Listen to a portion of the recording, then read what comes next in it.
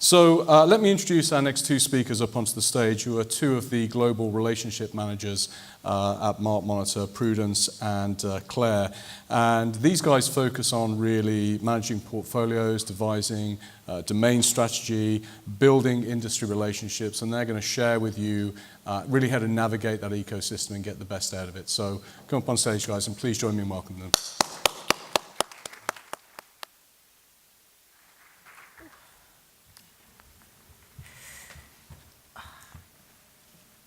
Hi, good morning everyone.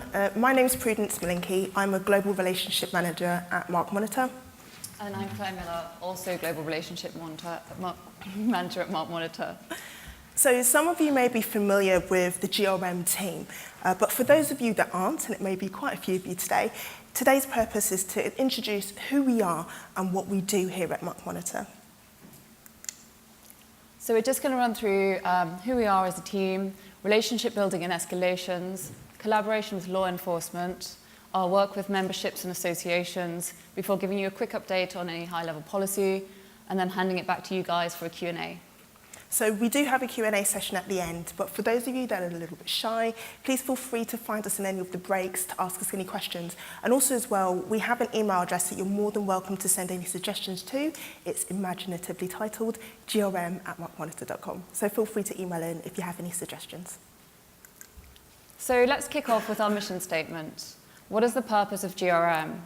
So the purpose of GRM is to leverage our industry relationships to effectively support our colleagues and clients across all areas of the business, from brand protection, domain management, through to anti-piracy. With a value add, we're cultivating partnerships to make our services to our clients more effective. We're advocating for consumer protection online through cultivating our relationships, and more importantly, we're here to support you. So that's a high level about what we're trying to achieve. Now meet the team. This is who we are.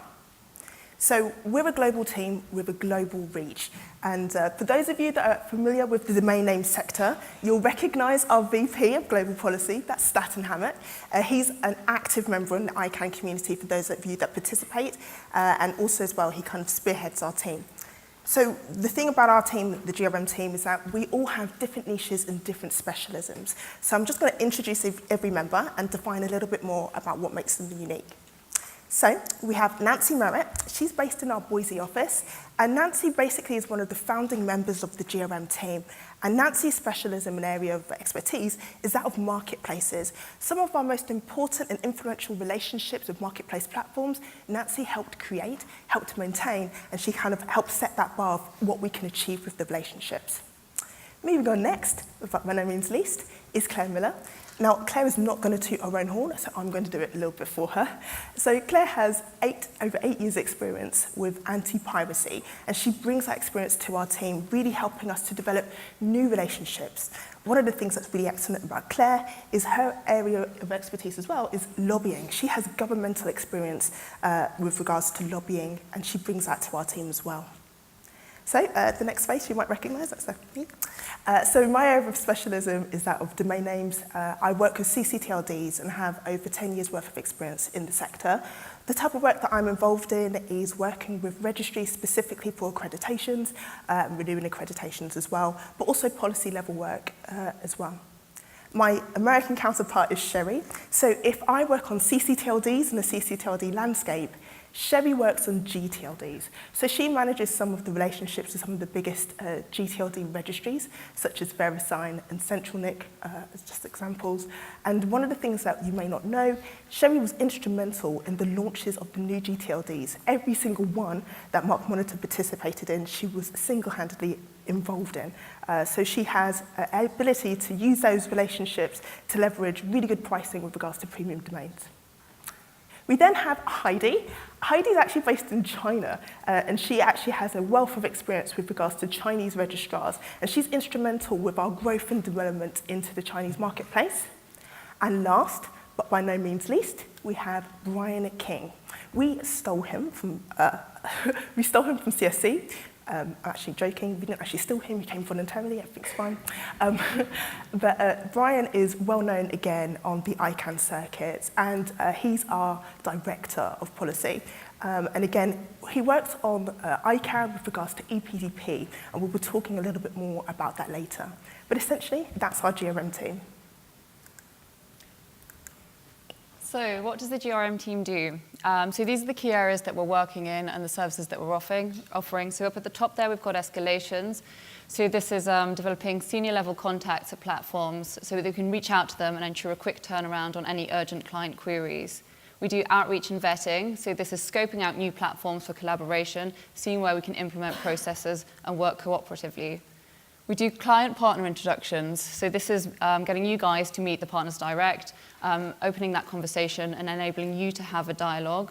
And as well, we do process improvement. So this is reviewing processes that we have in place, streamlining them to make them more effective, and just generally overhauling the process. And finally, industry updates. So as Prudence mentioned, we have a wealth of experience across the team, and with that comes involvement in a lot of policy working groups. So we're either inputting to help develop policy, and then we're bringing that knowledge and sharing it with you guys. So we disseminate the information that we find internally but externally to you. So we do it via webinars, blog posts, we do it through newsletters and various articles. So we're always trying to find ways to share that information with you. And I'm very excited to announce, maybe a little bit too excited, that we're actually going to be moving into the medium of podcasts and sharing podcast information on that medium as well. So keep your eyes and ears peeled because a podcast is on its way to you soon. So with regards to what we do, it's not just about being friends with everyone. What I want to introduce to you now is the concept of the ecosystem that kind of Simon touched on a little bit earlier, but also as well I want to explain a little bit more about what we try and achieve with regards to relationships. So what you're looking at here is what we call the MarkMonitor Consumer Protection Ecosystem. Now this is a very big mouthful, so I'm just going to call it the ecosystem moving forward. And at the center of this ecosystem is that of the internet user or the client, which can either be yourself or your end client, and that's at the heart of what we do. And the first ring is that of every entity that that client will come into contact with when they kind of have their internet experience. So at a basic level, we create relationships with these platforms, and these relationships can be transactional in nature to do with services. But what we strive to do as a team is a little bit more than that. We want to take a holistic view with regards to the ecosystem as a whole, and we're moving past developing relationships just with regards to service providers and people that are providing us with day-to-day things. We actually want to move into the actual overarching ecosystem and start working with industry associations from various different sectors, including law enforcement. And later on in our actual presentation today, we're actually going to talk to you about some of the law enforcement initiatives that we're already involved in, and as a MarkMonitor client, you're able to participate in as well. So we're the connective tissue. We're joining the dots to have maximum reach in the consumer protection ecosystem, and these are some of the collaborations that we're working on. So at the top there, we have law enforcement, which as Prince mentioned, we'll talk about later. We're reaching out to marketplaces, which is the escalation, so establishing points of contact, and we're facilitating those conversations. We have a number of registry partners where we can negotiate preferred pricing. We also have a number of site suspension processes in place for counterfeit sites, and we're working on a number of policy groups to help implement policy. So down there at the bottom, we have our work with national governments. So this is simply making a public comment on any policy or legislative changes, or we're sharing data. So we've recently submitted data to the US Congress on the rise of counterfeit sites. Finally, there at the bottom, we have an extensive partner network of law firms. So if you need to do any UDRP actions or you need a local vendor on the ground to assist with enforcement processes, we can advise and help you with that. So with regards to the relationships that we create, we actually categorize them. So we do have an end goal. It's not just us trying to be friends with everyone. Well, in a way, it kind of is. But what we try and do is take the relationships we have and really grow them to a specific end game. So I want to introduce the 3 categories that we have and the 3 classes that we use. So the first level, which is the most basic level, is that of a contact. What that really means is we know a guy who does a thing. And essentially what that means, it's like the equivalent of having someone's business card. We can reach out to this person, but we don't know whether they'll be receptive, and we don't know whether they'll help us out. What we want to do and what our end goal is to take those contacts that we make and make them cooperative. And what the primary difference between being cooperative and an actual contact is that we know a guy who does a thing, and if we reach out, they'll help us. So as I was mentioning about the different specialisms that we have, if you can imagine, every CCTLD registry or every registry around the world, by default, is defined as a cooperator. Why? Because we can reach out to them and ask for something, and then they will reciprocate in return. So we can go to a registry and say, we want X domain, and the registry will say, yes, give us some money, and we will give them the money and get the domain. But that's not enough. We want to take these cooperative relationships, and our ultimate end goal is to take cooperative relationships and make them collaborators. So using the previous examples, we know a guy who does a thing, who likes us very much. And the ultimate goal for that means that people think of MarkMonitor off their own volition. We move past the transactional relationships and actually start being collaborators. And how that means in a practical sense is that those vendors and service providers will think of services, think of projects, and think of ideas, and MarkMonitor will be at the forefront of their mind. So they like us very much. And that's ultimately our end goal. We have a number of collaborators at the moment, but we're always seeking more. So here's the top 20 relationship partnerships. So as Prince mentioned, the aim of the game is to get them all into the collaborative end of the spectrum. Some of these we are collaborating with extensively, and we're having that two-way conversation. So that's your Google, Amazon, Facebook, eBay. Others are at the more nascent end of the spectrum where we've established contact. So platforms that have been notoriously difficult to engage in conversation with, like Reddit, we've opened that dialogue, we're having that conversation. So we've raised these issues, and the idea is we're going to push that conversation to the collaborative end.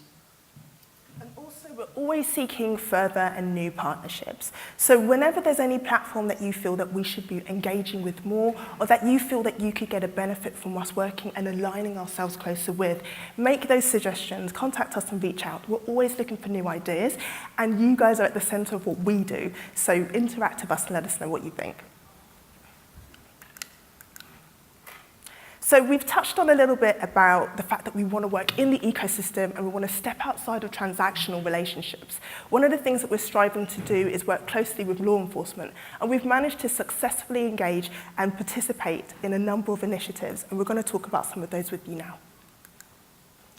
So here's where we're actively sharing data. So the aim of this is to target counterfeit sites and stop the sale of illegal goods and illegal pharmaceuticals online. So up at the top there, we've got Operation iOS, or In Our Sights. This is a Europol initiative that specifically targets counterfeit websites. Next up, we've got Operation Chico. So this is run by City of London Police, the Police Intellectual Property Crime Unit. And again, this is targeting sites that are selling counterfeit goods. Underneath that is Operation Sanction, another PIPQ initiative, and this is targeting smaller scale operators. So we can provide them with the information, they'll do the research in the background, and they will literally turn up at somebody's house and tell them to stop it.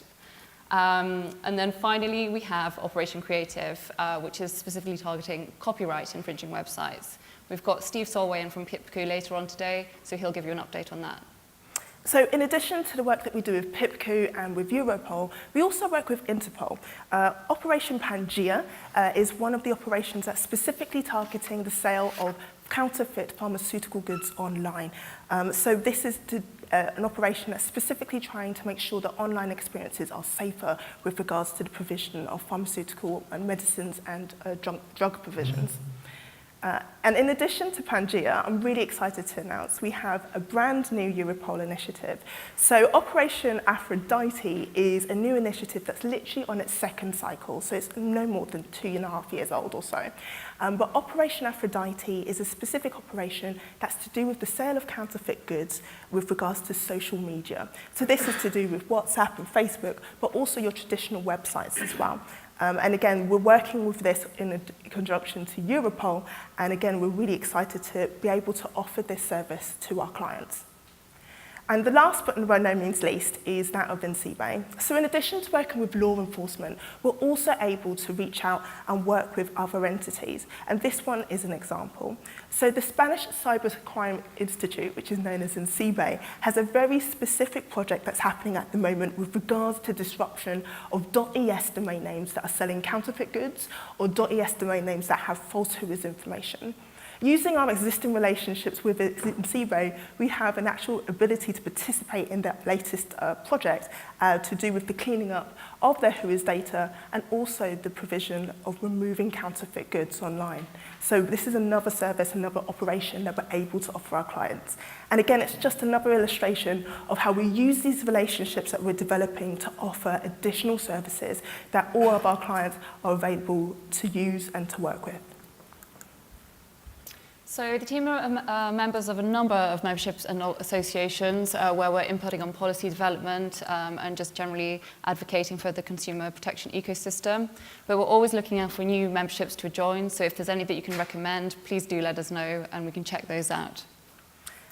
So as I've mentioned before, Staten Hammock is a really big member of ICANN and a really big part of the ICANN community. We are very heavily involved in ICANN work. Brian King's also involved, Sherry's involved, I'm also involved. But I just wanted to illustrate the extent of which we're actually involved in the various different groups of ICANN. And when I say involved, we don't just turn up to ICANN meetings and have really great meetings and have a good time. We are working offline as well, participating in the various groups. So we're part of the BC group, we're part of the IPC group, we've got Sherry working really hard with the registrar stakeholder group. We're literally working really in every facet of ICANN. And I'm just going to throw a question out there. How many of you are familiar with the sub-pro group at ICANN? Thank you. Thanks, Martin. So for you, oh, thanks, Colin.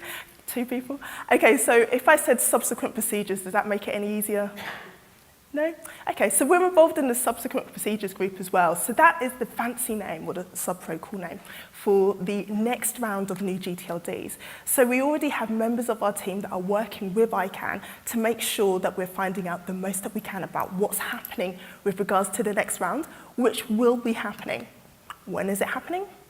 We don't know. How much is it going to cost? Again, we don't know. But as soon as we find out, we'll let you know. And that's part of what we do here as well. So we're also actively participating in attending meetings. We're on a number of subcommittees, including the Next Generation WHOIS and the General Trademark Enforcement groups. Our colleague Nancy in the US has been heavily involved in Inter's Unreal campaign. So this is going into schools and educating teenagers about the value of IP. And we're constantly looking to join new associations.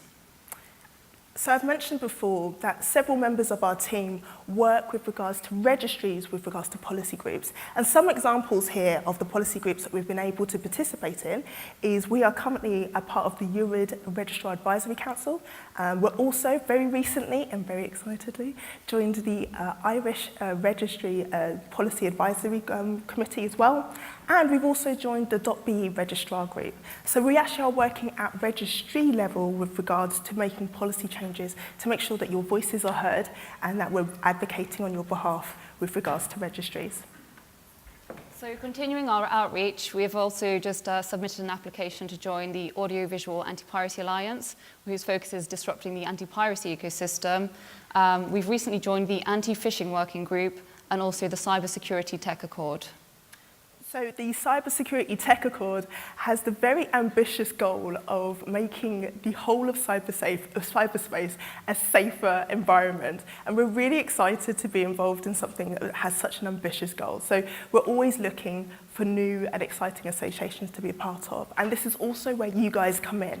So if there is any entity, association that you feel that we should be associated with or affiliated with, or if there's any way that you feel that we should be advocating for you by participating in specific groups, let us know. Reach out to us and make this suggestion. We're always keen and looking for new ideas. So where we're not actively participating in groups, we're keeping up to speed with any industry developments that may impact on our business or our enforcement activities. We're just going to give you a high-level overview of some key areas at the moment.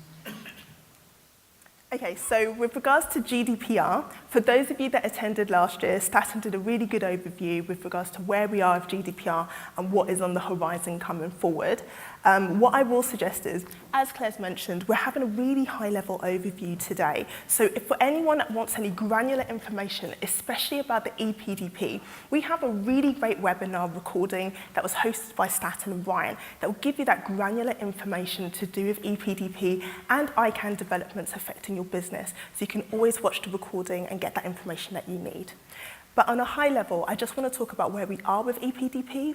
We've got 2 phases. The first phase has completed.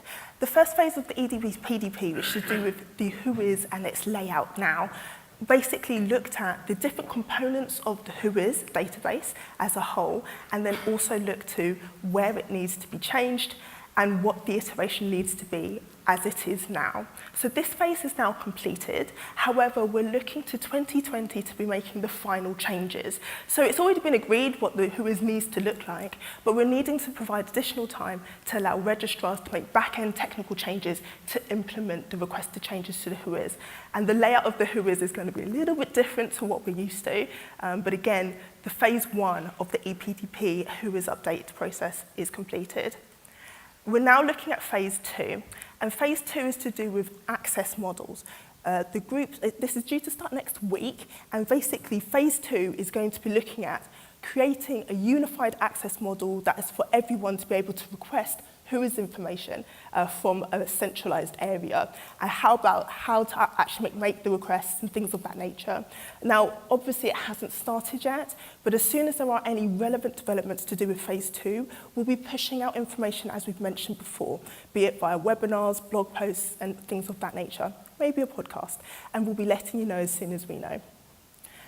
Now, I'm going to move to Brexit, and all I'm going to say is this. I have a session a little bit later on to do with Brexit. If you do have any queries about how to make your portfolio Brexit-proof, do participate in the session a bit later. So I'm not going to go into any granular detail now. So that brings us to the EU Copyright Directive. I'm sure you're all familiar with Article 13. So the changes to Article 13 are to make copyright rules fit for a digital era. So this is getting platforms such as YouTube, Facebook, Twitter to take more responsibility for the copyrighted material that is appearing on their platform. So there's the idea that they'll be implementing upload filters to catch this content at the point of upload and ensure it doesn't make its way onto the platform. As it's a directive, member states will have 2 years to implement it into local legislation. I'm sure there's going to be a lot of pushback from platforms in that period, so we're not entirely sure how it's going to look and when it's finally going to come into fruition. But we're keeping abreast of any issues and we'll keep you posted. And then finally, we have the online harms paper. This is a white paper in the UK published in April, and the aim of this is to make the UK the safest place to be online in the world.